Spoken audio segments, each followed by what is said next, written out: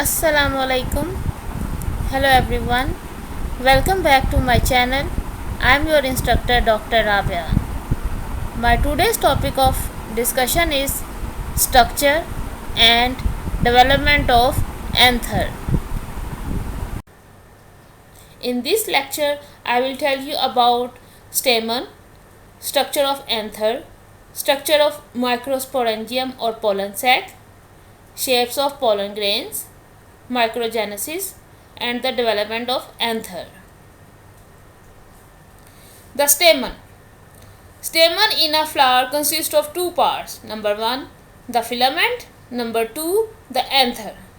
The filament is a long, narrow stalk-like structure, while the anther is a broader knob-like structure.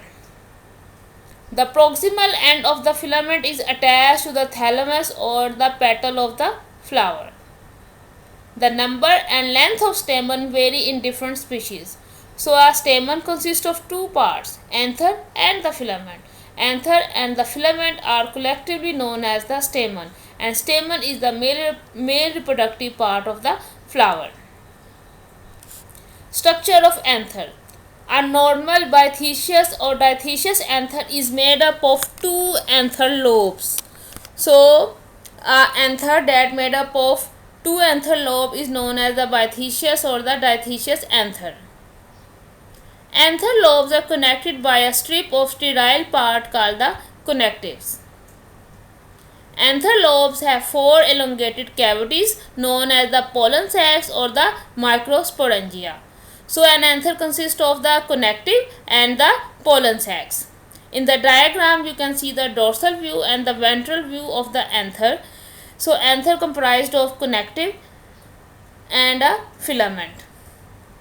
And there are pollen sacs. The four sac-like structures are present in the anther that are known as the pollen sacs that contain the pollen grains. Pollen sacs are also known as the microsporangia. These are the elongated cavities that are present on the anther lobes. Structure of microsporangium or the pollen sac. The transverse section of anther shows the presence of outermost epidermis. So epidermis is the outermost layer of the anther in the transverse section. Endothecium. The outermost wall layer lying just below the epidermis is called the endothecium or the fibrous layer. So the layer just beneath the epidermis is known as the endothecium or the fibrous layer. Below the endothecium there are about 1 to 3 middle layers of parenchyma cells. So the layer next to the endothecium are made up of parenchymatous cells. Pollen sacs. Structure in the anther of seed plants that produce pollen grain. So the pollen sacs are the structure that contain the pollens or the pollen grains. So the pollen sacs function is to produce the pollen grains. There can be 4 pollen sacs in each anther of the angiosperm. So in angiosperm the anther comprised of 4 pollen sacs that contain the pollen grains or the pollen. In the diagram you can clearly see the pollen sacs that contain the pollen grains and the lines of dehiscence are clearly seen. So this is the structure of the pollen grain or the pollen sacs. Tapetum. The cells of innermost wall layers are readily elongated and rich in protoplasmic contents. This layer is called tapetum. So tapetum is the innermost layer that have rich protoplasm. The tapetum play an important role to provide nourishment to the developing microspores. It provides nutrition to the developing microspores. The cells of tapetum may be multinucleate or may have large polyploid nucleus. The tapetal cells provide nourishment to young microspore mother cell either by forming a plasmodium or through diffusion or parietal or the secretory type. So the tapetal cell provide nourishment through the formation of plasmodium or through the diffusion process. The pollen sac wall encloses a number of archisporial cells that further forms microspore mother cells. So the function of the archisporial cell is to form the microspore mother cells from the pollen sacs. The microspore mother cells are also known as the microsporocytes. In the beginning, microspore mother cells are polygonal in shape and closely packed. So they are polygonal in shape and very closely to each other. But as the anther enlarges, the pollen sacs become spacious and get loosely arranged. A few microspore mother cells become non-functional. When the microspore mother cells loosely arranged, then few of the microspore mother cells become non-functional and are finally absorbed by developing microspores. Here in this diagram you can see the microsporogenesis and the microgametogenesis. For example, in the first phase you can see the microsporocyte that contain the callose wall, a diploid nucleus, then the nucleus divide into two, and then the nucleus divide into the four after second meiosis, and then the tetrad formation or the microspore formation take place. When the second meiotic division takes place, the haploid nucleus are formed. Released then from the tetrad, the microspores are released that are contain the microspore nucleus. They have polarized microspore, mean they have a vacuole. Then in the pollen sac, pollen mitosis take place, and then a vegetative nucleus form and a generative nucleus form. After that, second mitosis division take place and the bicellular pollen and the tricellular pollens are formed that contain the vegetative nucleus and the sperm cells. During microsporogenesis, the nucleus of each microspore mother cells undergo meiosis and give rise to four haploid nuclei or the tetrad. So what happened during the microsporogenesis? The nucleus of each microspore mother cell divided into four haploid cells with the help of reduction division or the meiotic division. These four nuclei are arranged in a tetrahedral manner, forming tetrahedral tetrads. So tetrad formation take place. The four microspore separate from each other and each develops a characteristic shape or form which differ in different species of plants. So the pollen grains have different shapes in different species of the plants. Structure of microspore or the pollen grain. Pollen grains develop from the diploid microspore mother cells in pollen sacs of anthers. Typically, pollen grain is a haploid unicellular body with a single nucleus. So, pollen grain is a haploid structure with single nucleus. Pollen grains are generally spherical. Mostly they are spherical in shape and about 25 to 30 micrometer in diameter.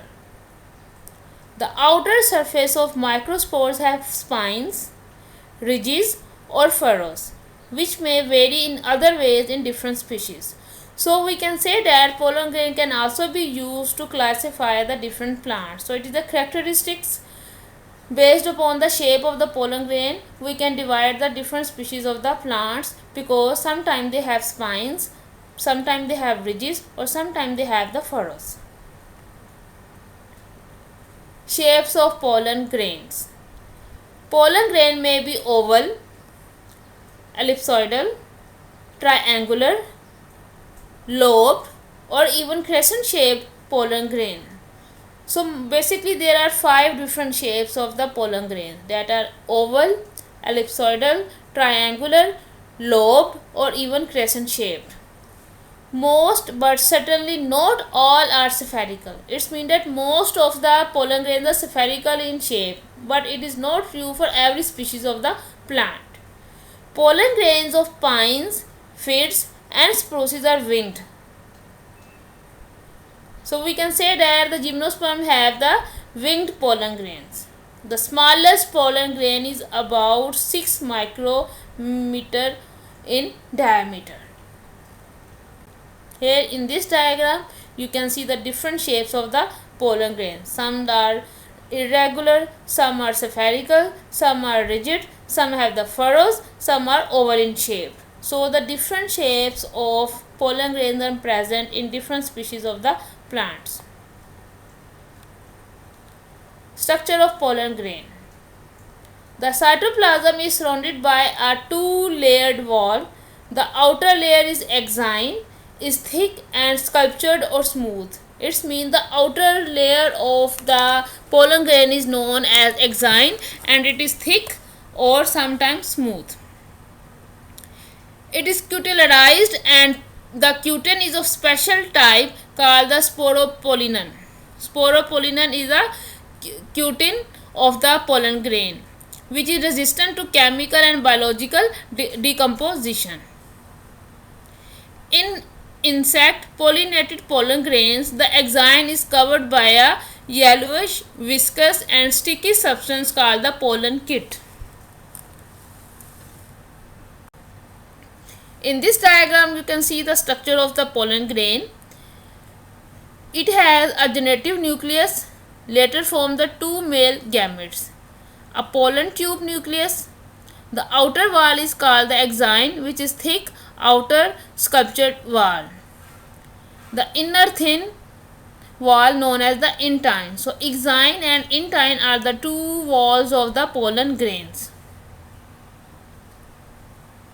It also contains the germ pore, generative cell, generative nucleus and the vegetative nucleus.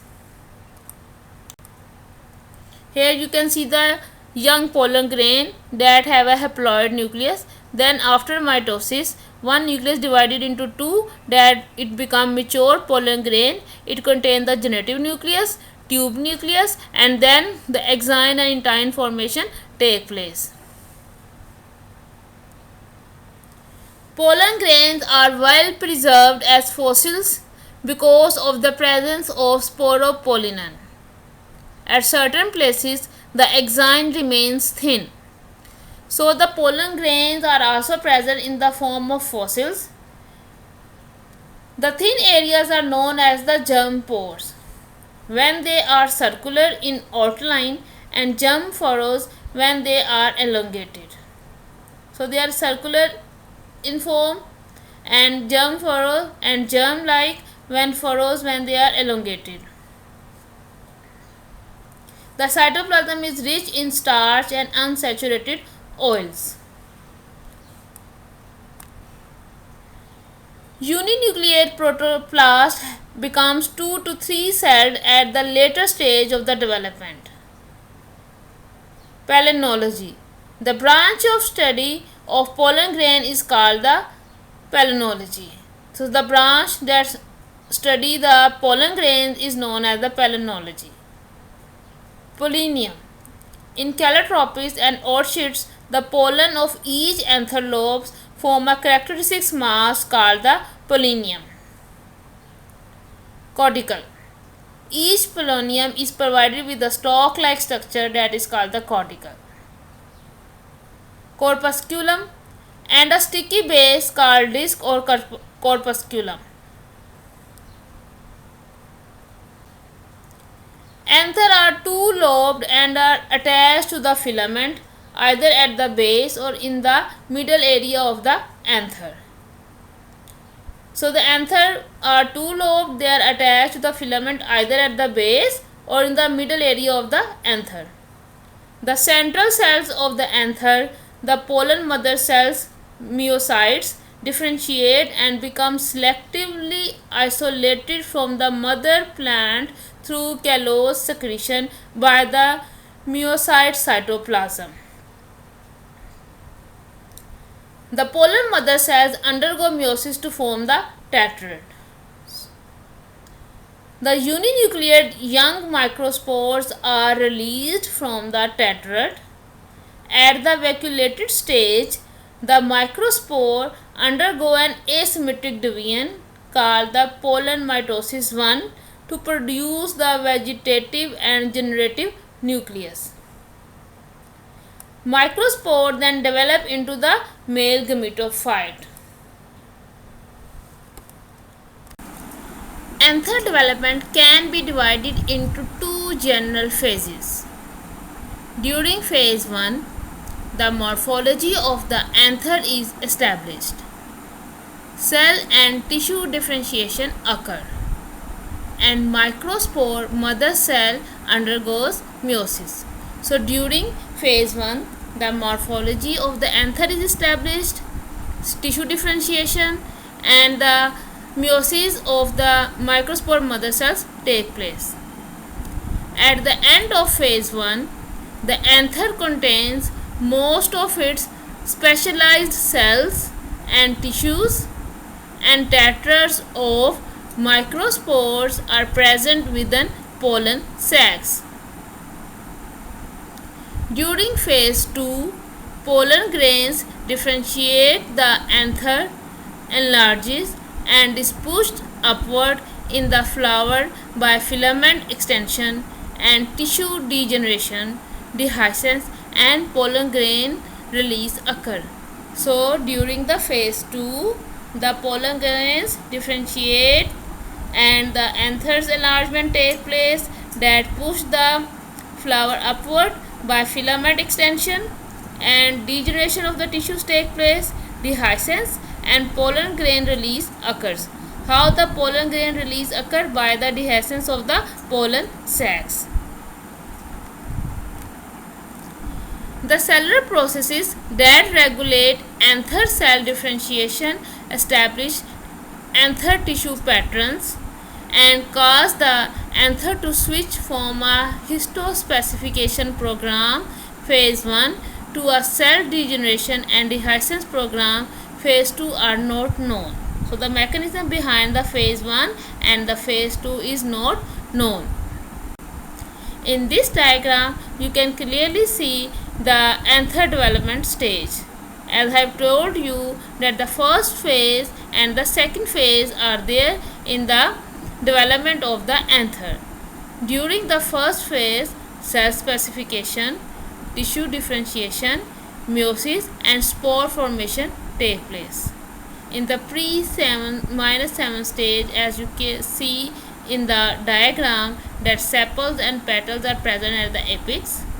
Then sepal, carpel, stamen, and petals are there. Then in the cross section, you can see the anther and the filament. The second phase is the pollen grains and sperm cell differentiation phase. Here the anther enlargement and the filament extension also take place. Tissue degeneration and the dehiscence and pollen release also take place. For example, at the stage +1, you can see the tetrad, stromium, theca, pollen sacs, epidermis, endothecium, circular cell clusters, vascular bundles, and stomium. While in stage +11, you can see the stomium, pollen grains, epidermis, and endothecium. And in the stage +12, you can see that the dehiscence take place. In dehiscence, pollen grains release from the pollen sacs. When the endothecium bursts, a small opening called stomium is formed. From this opening, the release of the pollen grains take place.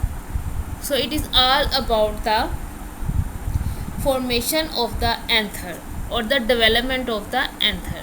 In this lecture, I have told you that how the development of the anther take place in angiosperms. So what are the different changes that take place during the anther formation? So there are the different phases that occurs during the development of the anthers. I hope you understand better way by the help of the different diagrams that I have used in this lecture.